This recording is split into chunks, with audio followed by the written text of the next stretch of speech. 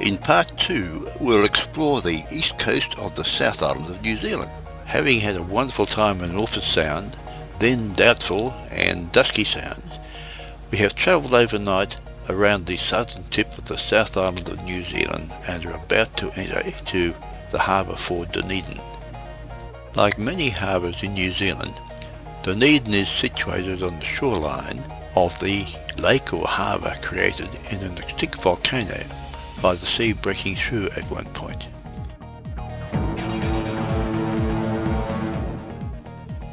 This provides an excellent harbour, but is often shallow, and that is why Port Chalmers, about halfway into Otago Harbour, is where the larger ships have to berth. Thanks to Google Earth, we have a good picture shot from space of the bottom half of the South Island, showing those places.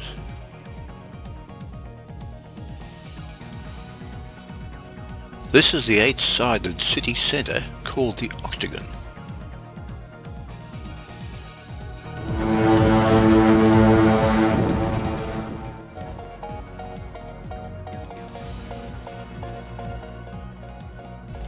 The pilot boat and a small sloop returning from the ocean accompany us into Port Chalmers on a somewhat overcast and stormy morning.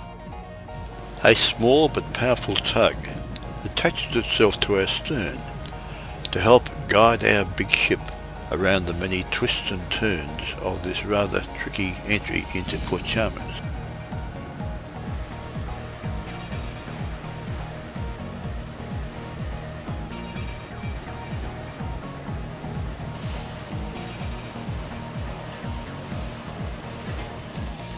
The tug worked really hard, pulling or pushing the stern of our ship regularly to navigate it around the twists and turns on the way into the harbour.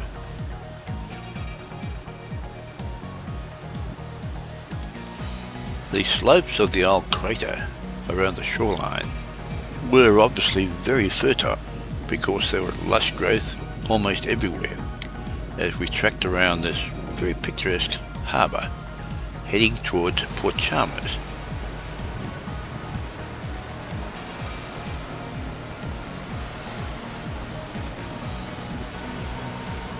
It was very much a working port, but picturesque as well.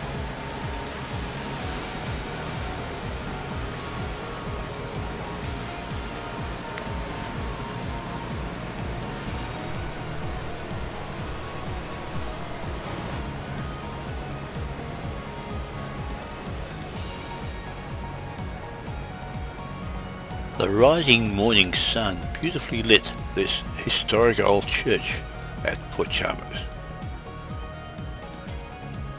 The tug now had to very adroitly turn our ship around 180 degrees to tie up alongside the jetty opposite.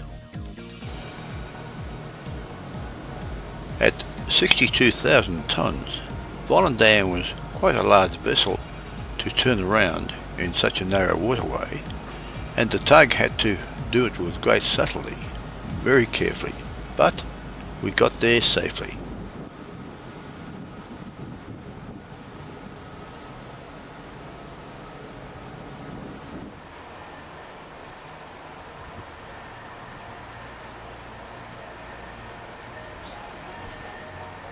Volendam used its own side thrusters to ease us gently into the wharf. The lines were taken ashore and finally we were berthed. But sadly, once again, we were right alongside a wood chip stockpile. This was a smaller stockpile and was pine chips, and did not smell as badly as the eucalypt chips at burning in Tasmania. But with the wind blowing, by the end of the day, the decks of the ship were covered in fine chips, and they all had to be thoroughly swabbed down. Wood chips are apparently a big exporter in New Zealand, and most of the ports we visited had quite large stockpiles of wood chips waiting to be shipped out. It seems that the Pinus radiata in plantations grow in New Zealand's fertile soil and high rainfall at a much higher rate than most other parts of the world, In fact, it was quoted as being twice as rapidly as they grow in Australia. And therefore the established pine plantations are very successful.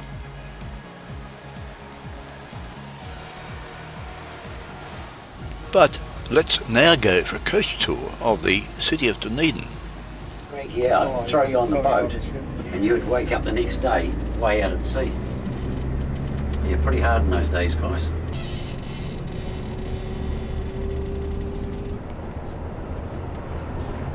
Whole of the South Island. Captain James Cook explored the coast of Dunedin in 1770, and by the late 1830s the harbour had become an international whaling port. But the city really began when the Free Church of Scotland founded Dunedin at the head of Otago Harbour in 1848 as the principal town of its special settlement. The name comes from Dunedin, the Scottish Gaelic name for Edinburgh. When you walk in the main doors, guys, those of you that are going to get off the bus, the wee ceramic tiles that you're walking on are Royal Dalton. It's one of about 40 buildings in the world. So I'll be interested to see what your comments are.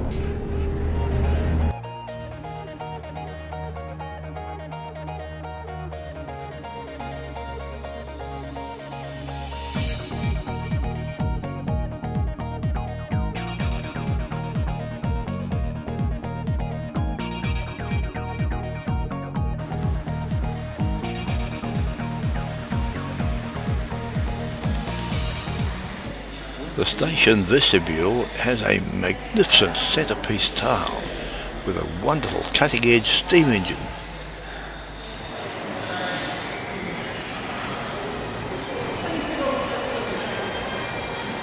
And this is repeated again in the wonderful stained glass window.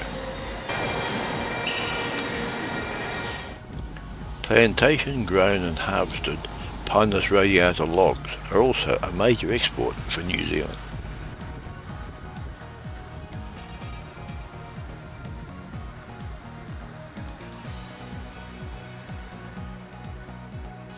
The superb railway station and its architecture are reflected very much in several other buildings around the town centre, and we're going to have a drive and have a look at some of these.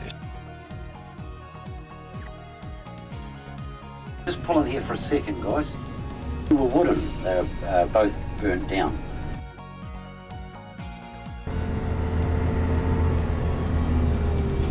You're in deep shit. Okay, coming up on your left here, it's our old post office. Just trying to get backing to make it into one big flash hotel.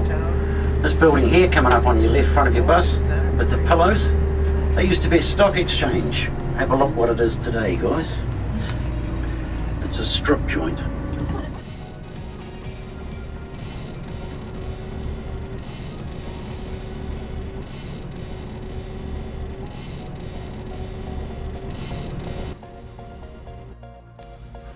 Dunedin is extremely hilly, and there are many wonderful vantage points from which you get a perfect view of the Otago Harbour and beyond to the sea. The magnificent gardens as we drive around the heights of Dunedin show just how rich the volcanic soil is in which they grow. William Larnach, of Scottish descent, was born in Sydney, but went to Dunedin in 1867 to follow up the discovery of gold in Otago in the 1860s. He then managed the Bank of Otago in Dunedin and made his fortune there and built this magnificent home. It's truly magnificent, Larnach Castle. After a very troubled life, William Larnach committed suicide in 1898 when he lost his fortune, and the house then went into considerable disrepair until finally it has now become a really magnificent hotel. We will now visit another superb old home, Ulverston. Here it is, all up here on your left. So come on in, I'll show you where things are, and as I said, if you want to leave stuff in the bus, feel free to, because the coach will be locked up. Alveston House was built between 1904 and 1907 for a wealthy Jewish merchant, David Thierman. He had originally emigrated to New Zealand from the village of Alveston in Gloucestershire in England. It has 35 rooms with a total floor area exceeding 1,300 square metres. But no photography was permitted inside. Built in a Jacobean style to plans prepared by the London architects Ernest George, the house was fitted with all the latest conveniences: central heating, an internal telephone system, a service lift, a food mixer, an electric toaster, for example. Thierman's fortune came substantially from importing pianos, which he distributed throughout New Zealand, and he was a renowned patron, especially of music and the visual arts.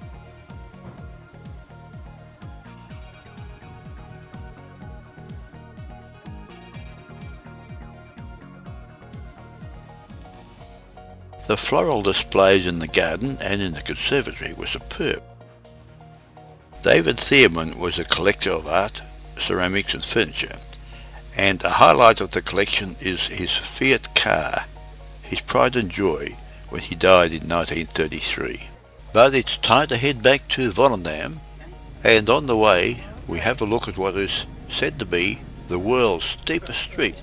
With a gradient of 1 in 2.86, Dunedin is sited in the crater of an extinct volcano, has resulted in these very steep streets heading up the hills towards the rim of the old volcanic crater.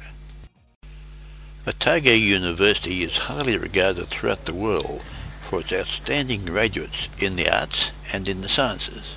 As a result, Dunedin has become a dormitory town for a large tertiary student population, which has led to a vibrant youth culture, and this population is also very important in the city's economy.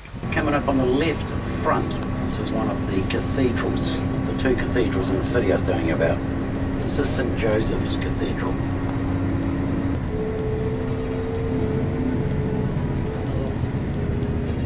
This is the other cathedral, St. Paul's.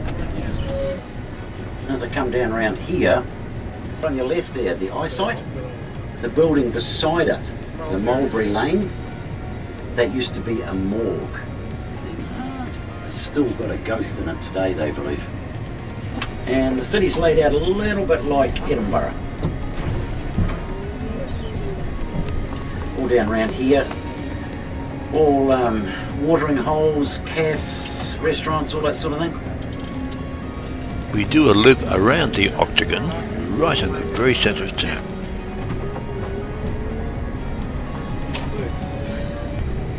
Then back to the railway station and back to Volendam.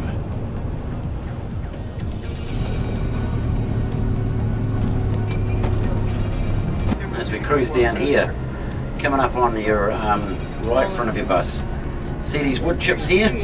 Forests. And good soil and climate conditions here for it. And when they cut the forests down, the trees have got to be of a certain standard. If it's not, it's made into chips, sent overseas, and then about 3 or 4 months later we buy it back again and use it for toilet paper. But it's time to leave, and we head down the harbour towards the heads. The volcanic slopes thick with verdant pasture. It is often said that New Zealand has more sheep than people.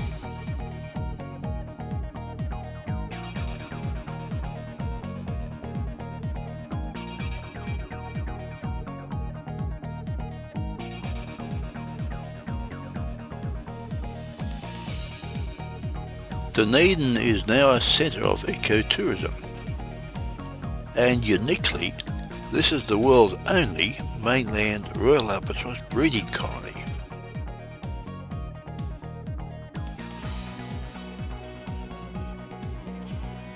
The number of breeding pairs here is quite huge.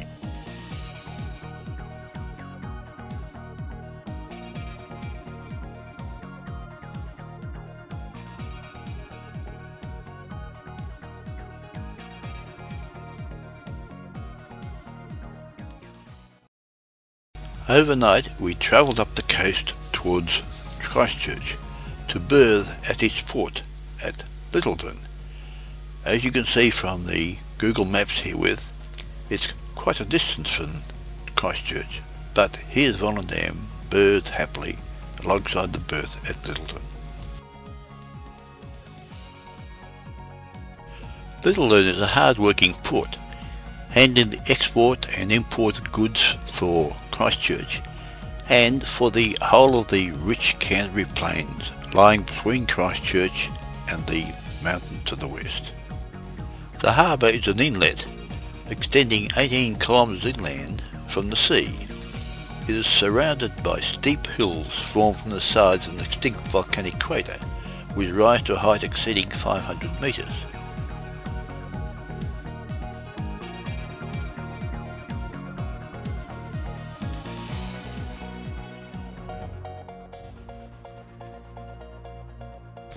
The town is linked to Christchurch by railway and road tunnels through the Port Hills.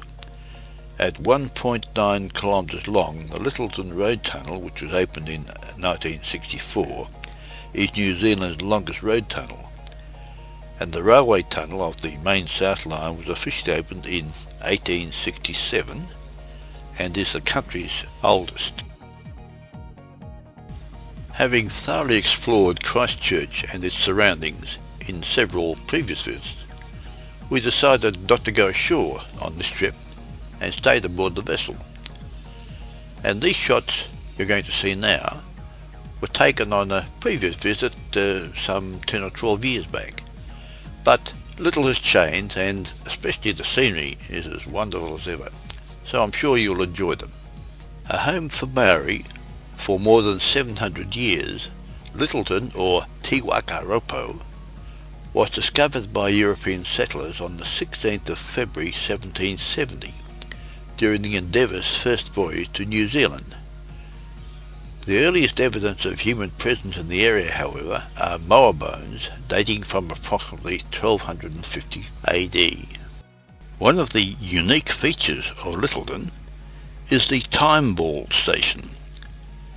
The Lyttelton Time Ball Station was erected in 1876 and is one of only 5 remaining time ball stations still in working order in the world.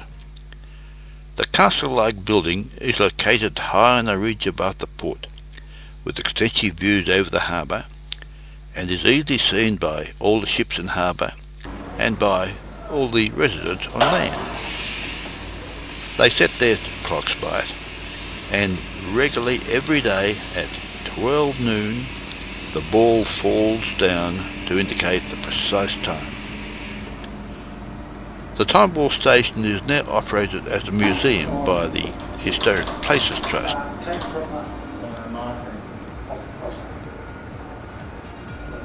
Lyttelton was formerly called Port Cooper and later Port Victoria. It was the original settlement in the district in 1850. Aiming to establish a Church of England colony in New Zealand, the Canterbury Association was founded in the year 1850. As Lyttelton was a good harbour and had a large amount of flat land suitable for farming and development nearby, it was seen as ideal for a colony. The Lyttelton Harbour Board was created in 1877 to be in charge of the harbour's management. It was a well-established port by the 1900s, and on January the 1st in 1908, the expedition headed by Ernest Shackleton's explored Antarctica actually left from this harbour here and was its base.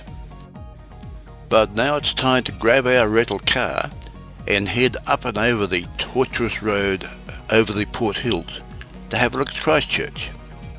Diving up and over the crater rim allowed us to see just how extensive this harbour really is, and how the original settlers would have seen it as the perfect place to settle, with lots of hillside and fertile soil, a land to get their crops to grow so well, and a perfect port to ship it all from. And from this lookout in the Port Hills, we get a great view of the extensive spread of Christchurch and over the Canterbury Plains, the fertile Canterbury Plains, right through to the spine of New Zealand, the mountain chain beyond. Not snow-capped right now, I think, but below that long white cloud there are probably pockets of snow around Mount Cook, which is behind the cloud. Christchurch is the largest city in the South Island of New Zealand and is the country's second largest urban area. The city was named by the Canterbury Association, which settled the surrounding province of Canterbury. The name Christchurch was suggested by John Robert Godley, who had attended Christchurch in Oxford. The city's association with the United Kingdom was further accentuated by the naming of the river which flows through the centre of the city, the River Avon, to commemorate the Scottish Avon, which rises in the Ayrshire Hills and flows into the Clyde. These modernistic fountains front a new area of civic square and convention buildings along the west bank of the Avon.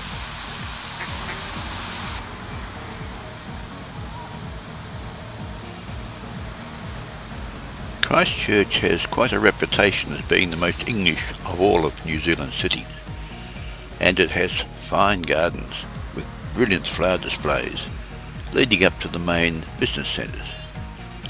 This stern statue of Queen Victoria proudly reigns over Victoria Park in the city centre.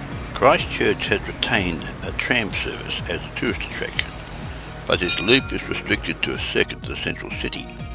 The trams were originally introduced in 1905, but ceased operating in 1954, but returned in 1995 as a tourist attraction. At the centre of the city is Cathedral Square, surrounding the imposing Anglican Cathedral, Christchurch. Building of the cathedral began in 1864, but was not completed until 1910. But since then it has become the focal point at the very centre of activity within the city.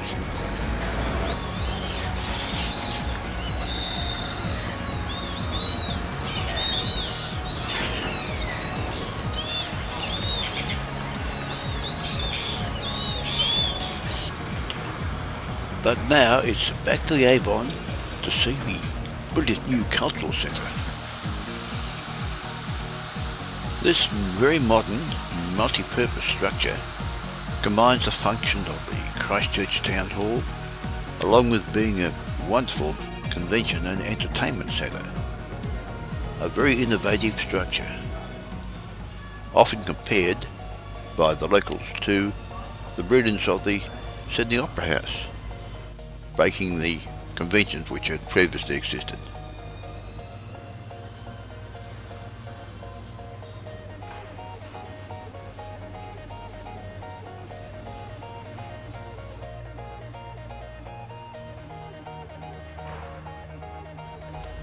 A glass wall on one side of the centre's vestibule provides a brilliant view of the gardens outside, and especially the magnificent Christchurch floral clock.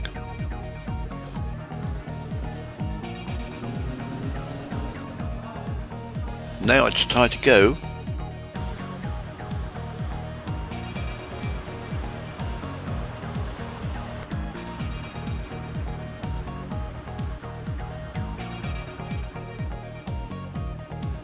Another modern building of note is Christchurch Casino.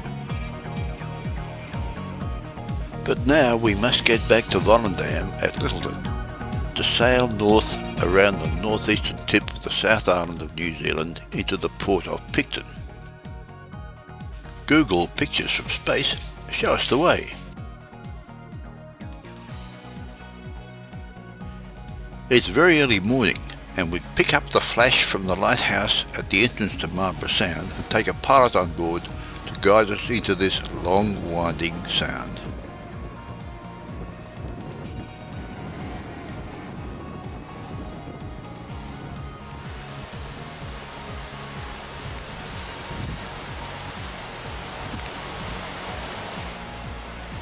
clouds were tipped with the gold of the rising sun, and the hills and the water reflected that colour. It was a magic sight. As we head down this beautiful sound, we pass the first of the morning ferries heading out from Picton to Wellington across Cook Strait. While the southern end of the South Island of New Zealand is blessed with the magnificent fjord land, including wonderful Milford Sound, the northern part of the South Island has the wonderful sound complex of the Marlborough region.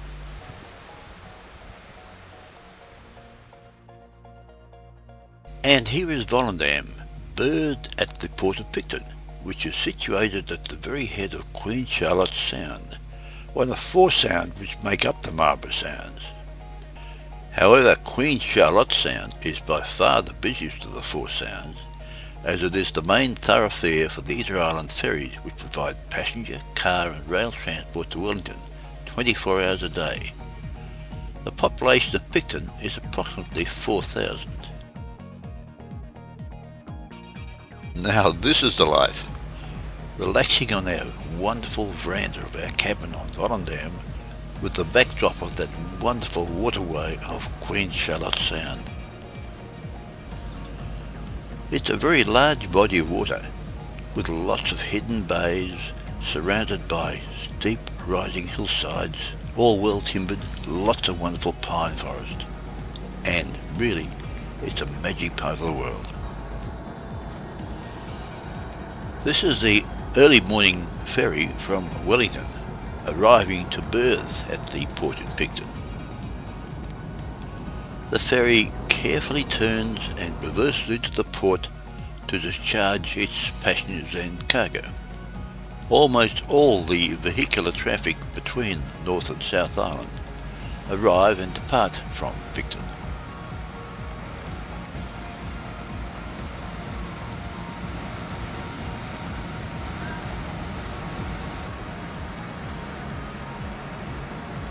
And a bus arrives to take passengers to the next destination, wherever that might be, right through the whole of the South Island. And here's the next ferry arriving from Wellington. It's quite a busy spot and there's quite a lot of traffic.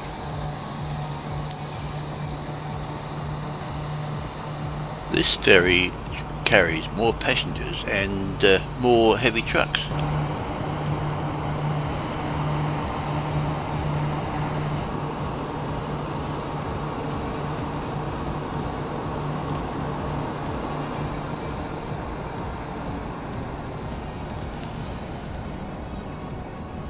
It's quite a busy port.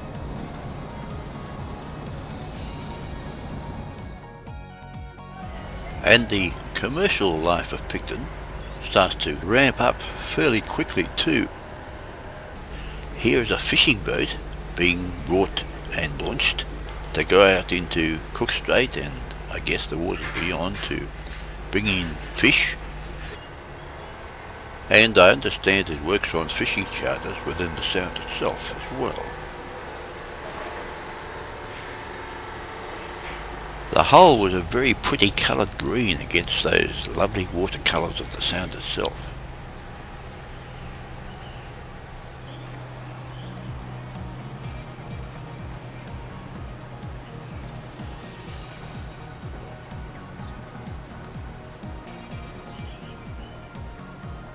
This one is a more serious working boat, I think. There are obviously many other commercial activities available to people visiting Picton, including this float plane, which is launched to provide tourists with the opportunity to see this wonderful sound from the air, and also apparently to provide quick transport from the port to these remote little housing areas scattered around this truly magnificent body of water. Picton is a very pretty little port town which tucks nicely into the surrounding hills. And here is another little tourist boat, the delightful steam-driven Duke of Marlborough.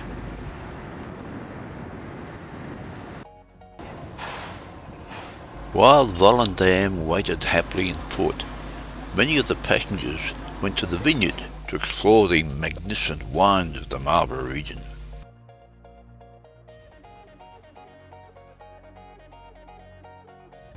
Other passengers, especially those with families, enjoyed lounging around the main pool, basking in the beautiful sun.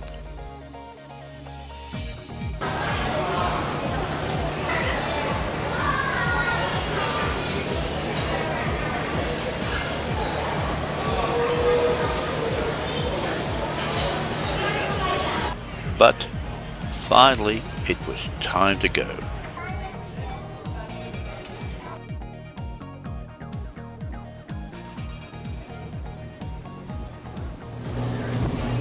As we headed down the Sound, many of the residents of Picton escorted us towards the heads in their private boats. It was quite a long way to the sea, but the magnificent weather in mid-afternoon allowed us to really appreciate the beauty of this superb sound.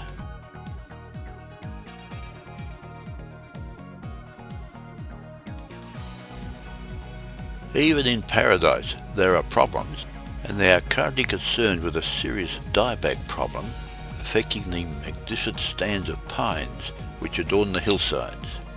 Here are some dead pines showing just how bad the problem is.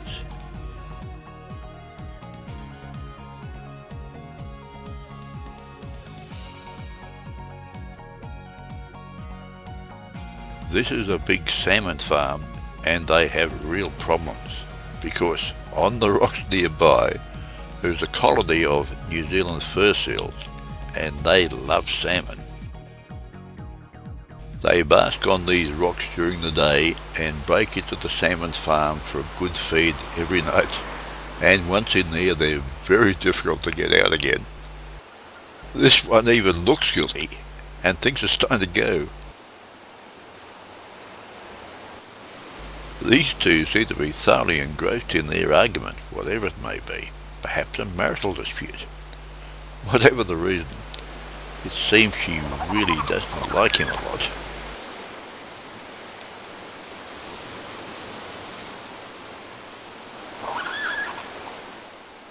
I actually took these shots on an earlier visit to nearby Kaikoura some 12 years ago. But I think they do tell a pretty good story. The look on their faces somehow always reminds me of that cheesy grin you get from a Labrador. Well, I guess that's it. There's no point in hanging around. It's really just one big yawn. As we head further down this beautiful sound, we see some quite amazing real estate. How's that for a waterfront?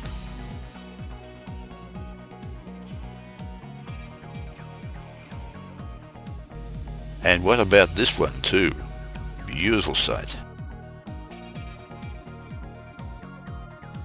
And here is a magnificent stand of pines, unaffected by their dieback problems.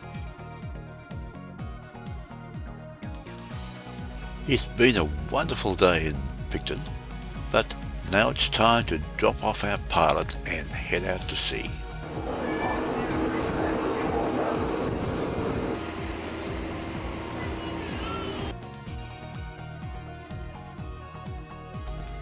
We head out into Cook Strait and dawdle briefly at a spot on the western side of Queen Charlotte Sound. This is Ship Cove, where Captain Cook careened his ship in 1770 for repairs and to secure some fresh water for his vessel from a nearby waterfall. This monument is to remember this wonderful occasion when Cook visited New Zealand during his travels, with two of his original cannons and an anchor.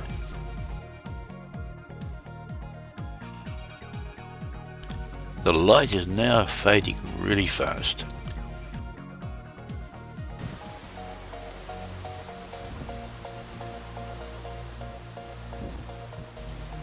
We sail out into Cook Strait and enjoy some magnificent sunsets as the sun sinks behind the northern part of the South Island. We will now dawdle in the Pacific Ocean overnight before entering Wellington tomorrow morning. This is a good chance to video some shipboard life at sea. Whenever the ship was at sea, the casino was open, and it was a magnet to those who wanted it, night and day. Lots of bars and lounges and, of course, the shops. The shops were loaded with lots of expensive, exclusive, upmarket watches and jewellery, all of course supposedly duty-free. Frankly, the prices didn't look that way, but the buyers, especially the American tourists, were pretty enthusiastic, and they crowded the shops whenever they were open.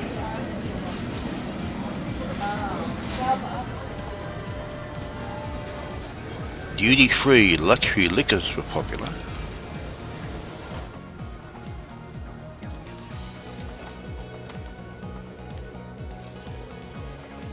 And the shops contained lots of fashion and casual resort style clothing.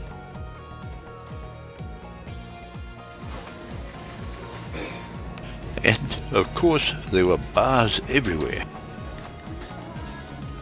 A disco lounge was set up waiting for the night crowd to arrive.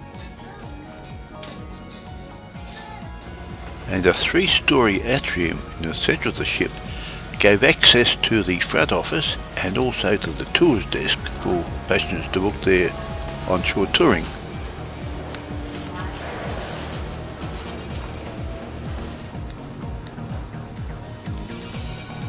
Mirabella collection of jewellery and accessories for the well-heeled passengers was very exclusive. Right next door was the wonderful Explorers Lounge. This was the ideal place to plan the next trip.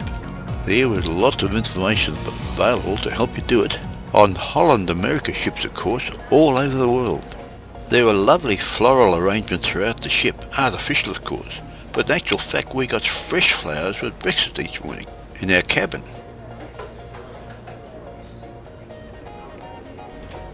The Exploration coffee shop claimed they could make the best cup of coffee in the world. But the waiters serving morning or afternoon tea on the top deck of the nearby Rotterdam restaurant reckoned that they were better. The huge Rotterdam restaurant was absolutely superb. It was really quiet for morning or afternoon tea.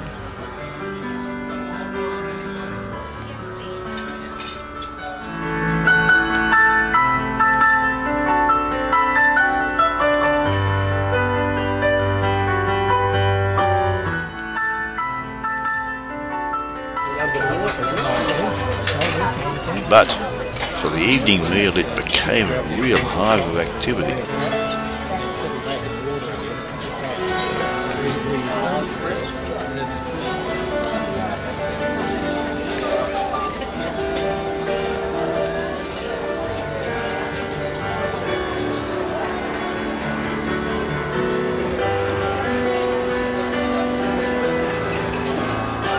With a great chef and really skilled dining room staff, all 800 passengers were assured of a really superb meal in really elegant surroundings.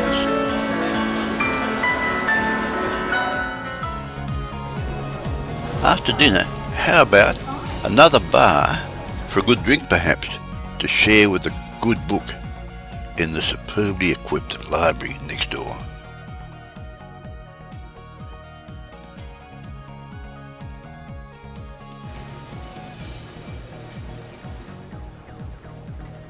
Or the IT centre, to keep in touch with your friends around the world, or to maybe surf the internet.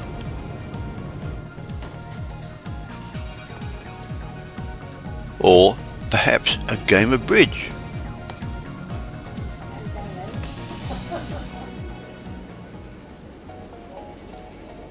Or browse through the art gallery to see if you can find a painting you like, which of course you can buy at a very inflated price.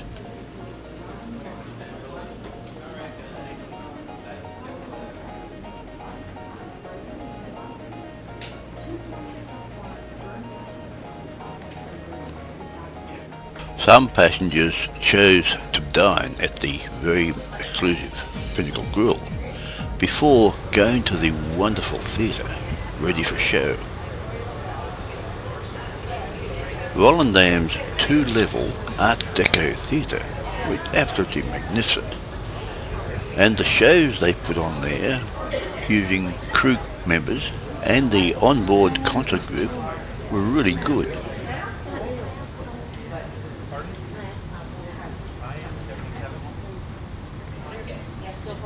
Tonight it was the opportunity for the Filipino crew to show their skills, followed by the dance team.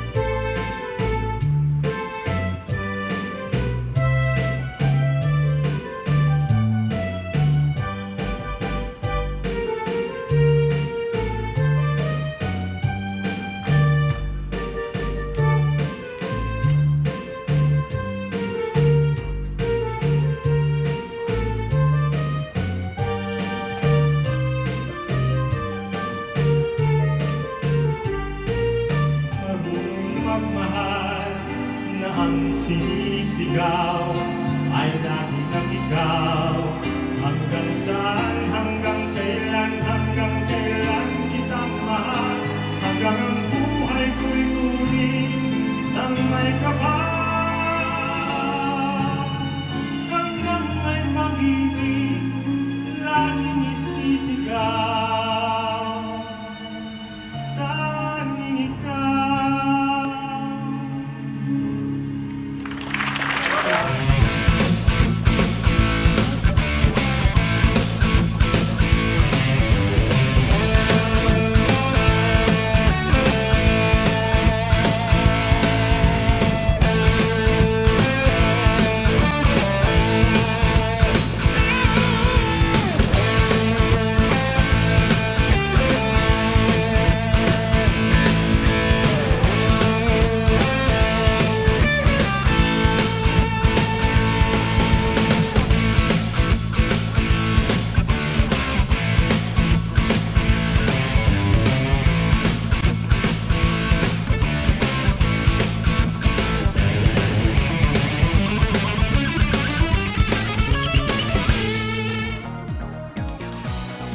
But it's now morning and Volendam heads back from its night out on the South Pacific to enter Wellington Harbour to have a day there, thoroughly enjoying New Zealand's fascinating capital city, before heading further north up the east coast of the North Island, going first to wonderful Art Deco Napier, then to Tauranga to enable us to visit the thermal region at Rotorua further inland, and then back on the ship again to go to sea to sail around wonderful, truly amazing active volcano on White Island, and then to head north to Auckland, where we will leave our ship and travel by road further north to the Bay of Islands to go through the truly superb Hole in the Rock in the catamaran. Really exciting. But all of that will come in part 3, which will be on a separate DVD.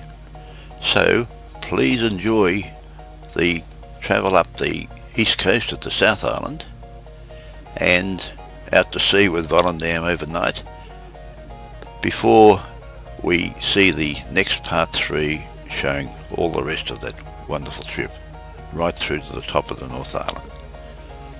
Bye for now.